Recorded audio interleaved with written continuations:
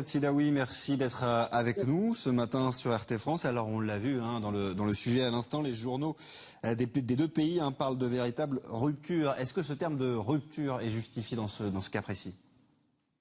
Oui, je pense, oui. D'ailleurs, les relations entre le Maroc et l'Algérie sont tendues depuis 1963 avec la guerre des Sables, à la veille de l'indépendance de l'Algérie 1962, des troupes marocaines qui sont entrées dans le Sahara et il y a eu la guerre des Sables 63, puis la guerre de N'Guéla 1 et N'Guéla 2 en 76.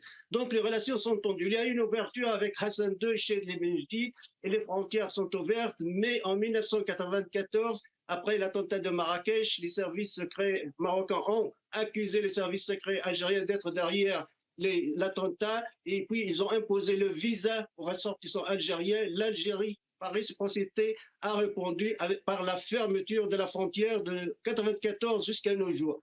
Dernièrement aussi, il y a une accumulation en fait des faits. Tout d'abord, la construction du Maroc d'une base militaire à la frontière algérienne. Deuxièmement, les manœuvres du Maroc avec les membres de l'OTAN. Troisièmement, évidemment, l'affaire Pegasus, qui est un scandale. Et quatrièmement, c'est plus important à mon avis, c'est que l'ambassadeur marocain à New York a incité ses homologues à reconnaître l'indépendance de Kabylie et encourager l'indépendance de la Kabylie, la séparation de la Kabylie. Là, pour les Algériens, c'est la goutte qui a débordé les vases. Donc, c'est la rupture après la réunion du Conseil suprême de la sécurité. Oui. Alors vendredi, Antonio Guterres, secrétaire général des Nations Unies, a nommé le Russe Alexander Ivanko, représentant spécial pour le Sahara occidental. Quel peut être le rôle de ce nouvel acteur dans la relation entre les deux pays? C'est presque impossible parce que les relations sont tendues. Il y a des facteurs objectifs qui rendent cette relation très, très complexe. Il y a l'Algérie, c'est une république révolutionnaire. Le Maroc, c'est une monarchie conservatrice. Même leurs alliances, l'Algérie s'arme de la Russie, n'achète que des armes en Russie. Le Maroc, c'est les États-Unis d'Amérique. Donc, il y a aussi un conflit régionaliste entre les Russes et les Américains. Chacun soutient son allié. Ce n'est pas facile. N'importe qui ne peut pas résoudre une accumulation de problèmes depuis 1963 jusqu'à nos jours. Donc, il n'y a pas la lampe d'Aladin magique qui va résoudre les problèmes entre l'Algérie et le Maroc. Alors vous l'avez dit à l'instant, le conflit est de longue date entre l'Algérie et le Maroc. Est-ce que on peut imaginer des acteurs extérieurs pour voir jouer les médiateurs dans ce conflit?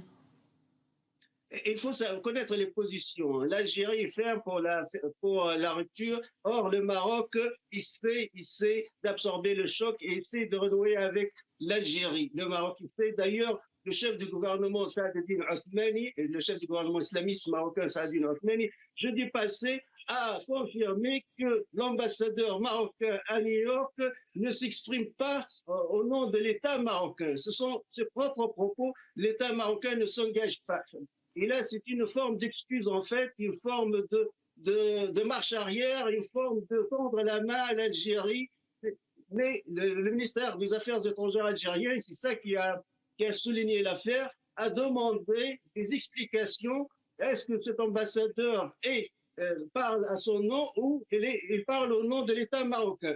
Le problème, c'est que le ministère des Affaires étrangères marocain n'a jamais répondu à cette question, n'a jamais répondu à cette question, d'où la rupture totale du côté algérien. Mais les Marocains, ils savent, même pour des raisons économiques, évidemment, on a parlé du gazoduc qui passe par le pipeline, qui passe par le Maroc. Aujourd'hui, ils ne vont plus passer par le Maroc. Le contrat finit au mois d'octobre, donc je ne pense pas que les Algériens vont renouveler ce contrat.